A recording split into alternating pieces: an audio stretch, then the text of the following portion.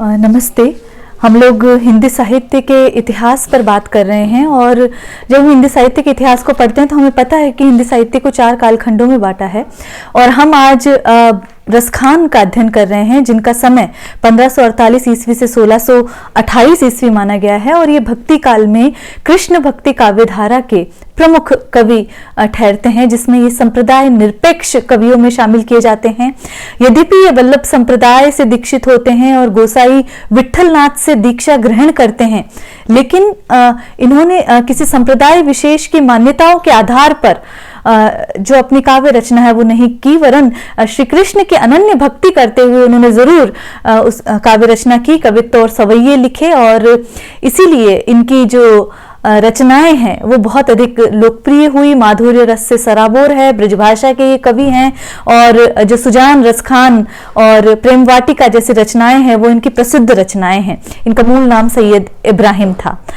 तो रसखान को जब हमने पढ़ा तो हम इनके कुछ पद पढ़ चुके हैं जो कि महर्षि दयानंद सरस्वती विश्वविद्यालय के जो स्नातक प्रथम वर्ष का पाठ्यक्रम है उसमें जो प्राचीन काव्य प्रश्न पत्र है वहां पर ये आपके पद समावेशित हैं।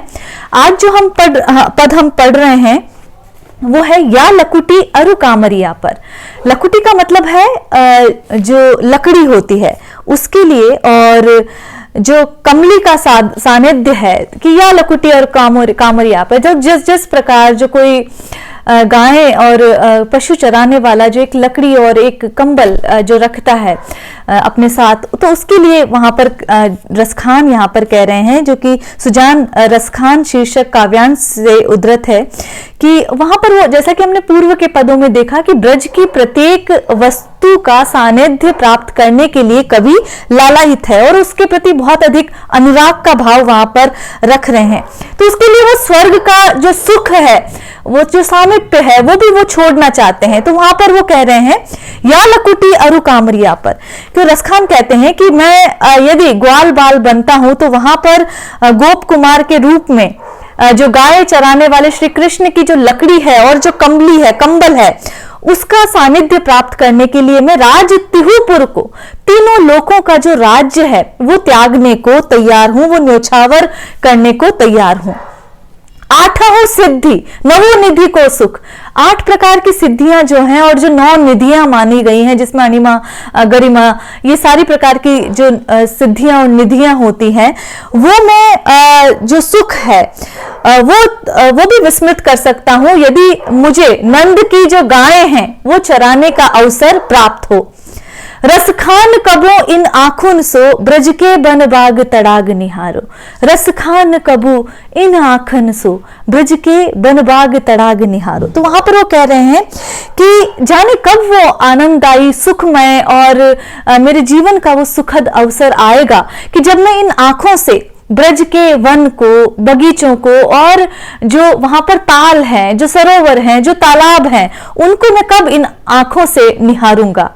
कोटिक हो कलधोत के धाम करील के कुंजन ऊपर वारो। कलधोत कहते हैं सोने, और कोटिक धो करोड़ों जो सोने के जो वहां पर महल हैं जो कि स्वर्ग में रहते हैं, वो स्वर्ग के उन करोड़ों सोने के महलों को मैं जो वहां पर ब्रज में जो करील के कुंज हैं, करील के जो बाग हैं, उनके ऊपर न्योछावर करता हूं।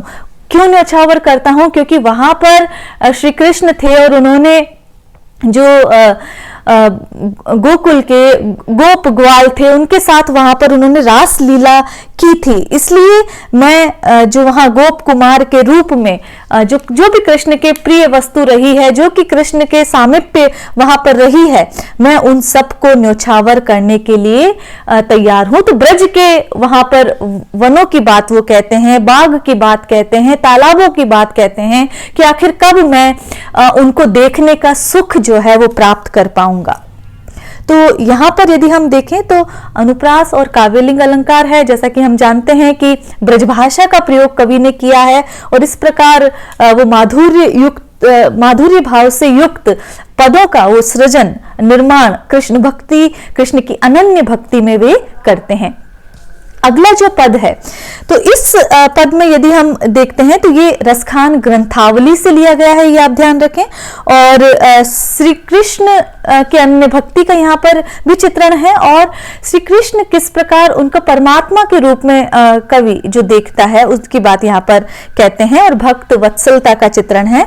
तो रसखान कहते हैं कि शेष गणेश महेश दिनेश सुरेश हु जाहि निरंतर गावे, कि मैं उस परमात्मा का निरंतर चिंतन करता हूं जिसे जिसका गुणगान शेषनाग निरंतर करते रहते हैं, गणेश निरंतर करते रहते हैं, महेश शिव निरंतर करते रहते हैं, और दिनेश का अर्थ है सूर्य भगवान, जैसे सूर्य का पर्यायवाची है दिनेश, तो दिन का जो ईश्वर है, तो दिनेश जो है सूर्य भगवान, और सुरेश जो सुरों में जो देवताओं के ईश्वर है, कौन है? इंद्र। तो मैं उन ईश्वर का, उस परमात्मा स्वरूप श्री कृष्ण का गुणगान निरंतर करता रहता हूं, जिसका गुणगान कौन करते हैं? शेषनाग, गणेश, शिव, दिनेश, सूर्य और जो इंद्र है, जो निरंतर करते रहते हैं, और जिन्हें जाहि अनादि अनंत अखंड अछेद अभेद सुबेद बतावे। और मैं उस परमात्मा का निरंतर गुणगान करता हूं जिसको कि वेदों में अनादि बताया गया है, जिसका कोई अंत नहीं हो, जिसका कोई प्रारंभ नहीं हो, अनादि।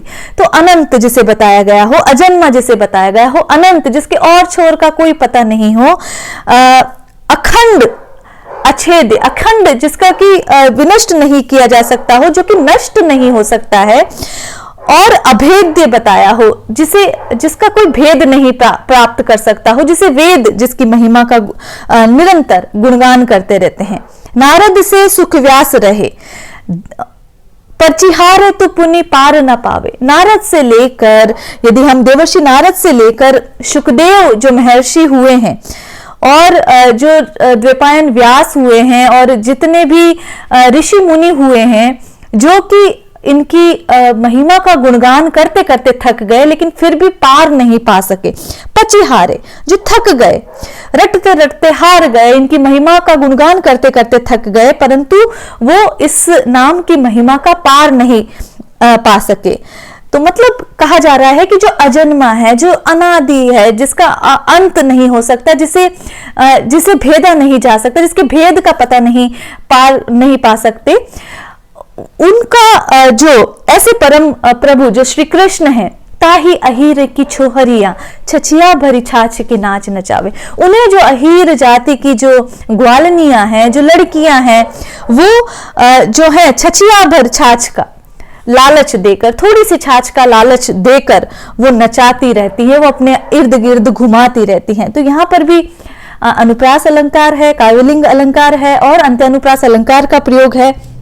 और यहाँ पर कृष्ण की अनन्य भक्ति का जो रूप है और उनकी जो महिमा है, जो कि वर्णनातीत है, उसका उल्लेख यहाँ पर रसखान करते हैं।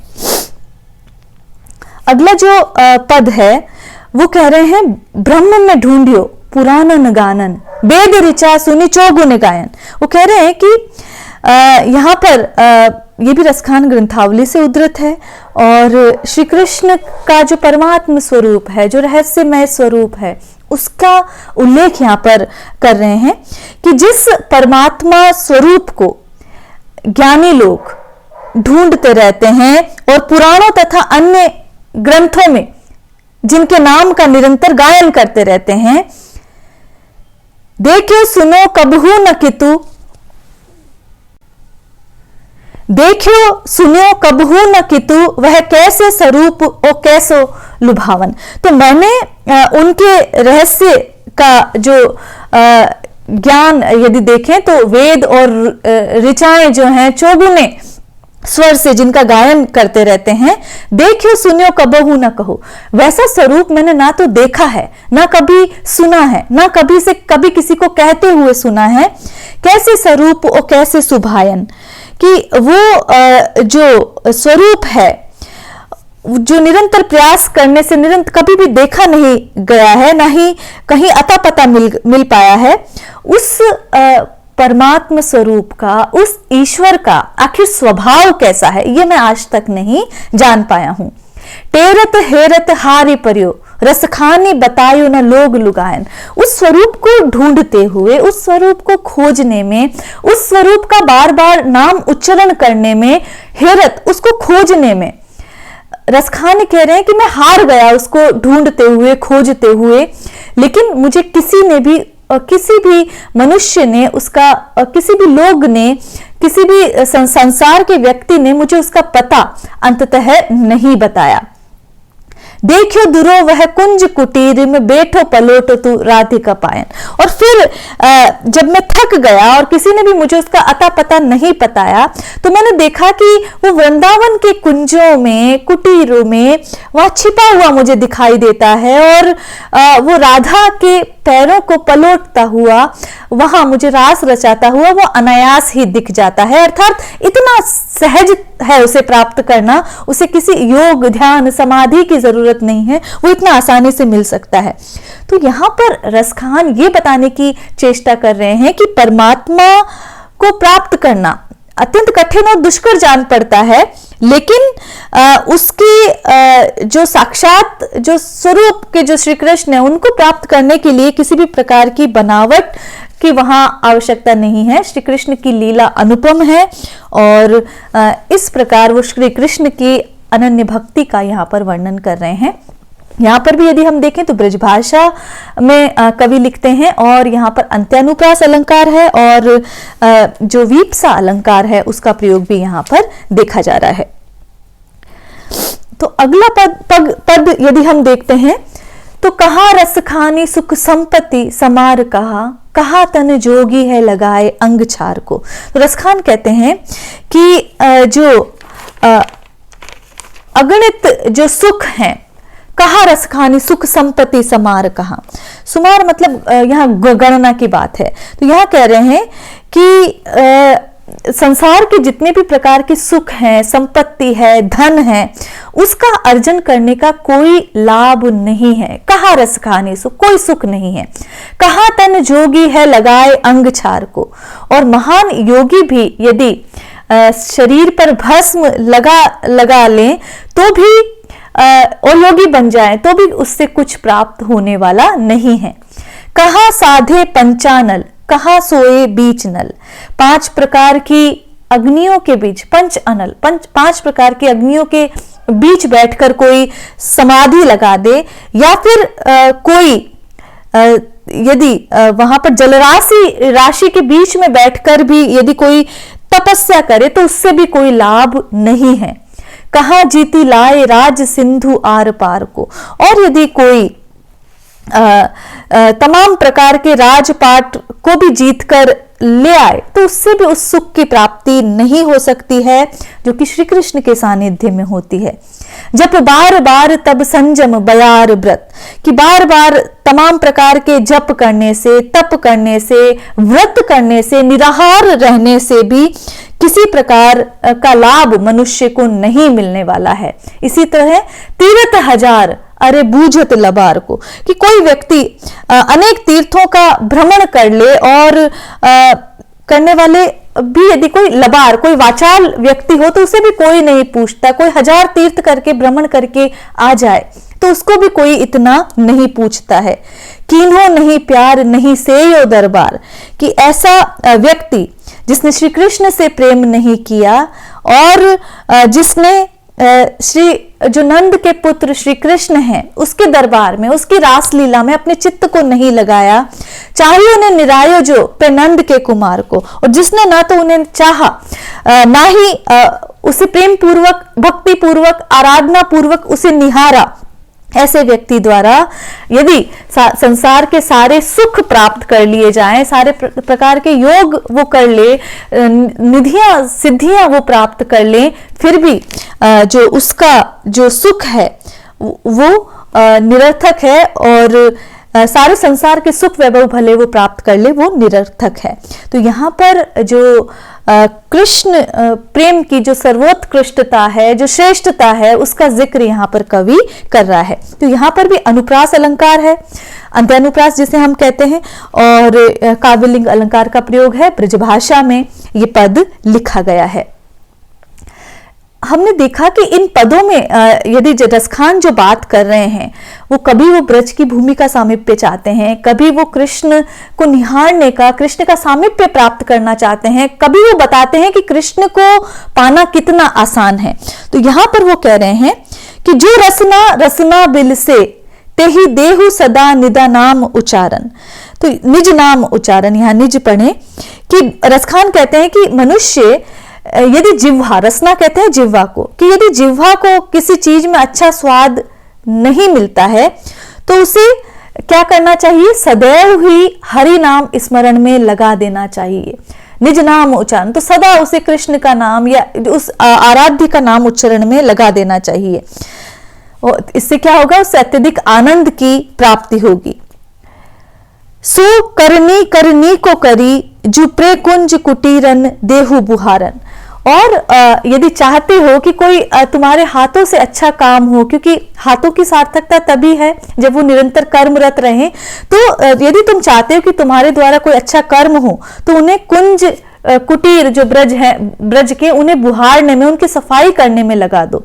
सिद्धि समृद्धि सभे रस खानी न हो ब्रज रेणु का संग संवारन। तो यहां पर कह रहे हैं यदि तुम सिद्धि समृद्धि प्रसिद्धि को जीवन में प्राप्त करना चाहते हो तो वहां पर ब्रज की धूल से, ब्रज के कण कण से, ब्रज की रज से अपने शरीर को तुम पूरी तरह से संवार लो। खास निवास लियो जुपे तो वही कालिंदी कूल कदम्ब की डारन। तो यहां पर वो कह रहे हैं खास निवास लियो, यदि तुम स्वास्थ्य लाभ करना चाहते हो और अपना श्रेष्ठ निवास वहां पर पाना चाहते हो तो यमुना किनारे जो कदम्ब की डार है वहां पर तुम अपना निवास कर लो, जिससे कि और श्री कृष्ण की सेवा भक्ति में अपना सर्वस्व लगा दो, जिससे तुम्हें तमाम प्रकार की सिद्धियां और निधियां प्राप्त हो जाएगी। तो यहाँ पर जो भक्ति भावना की बात है, आस्था की बात है, विश्वास की बात है, और उसकी बात यहाँ पर रसखान यहाँ पर कह रहे हैं, और अनुप्रास अलंकार का प्रयोग यहाँ पर दिखाई देता है। तो ये कृष्ण की भक्ति भावना से प्रेरित कुछ पद थे रसखान के, जिनका अध्ययन हमने आज यहाँ पर किया। आज के लिए इतना ही। नमस्कार।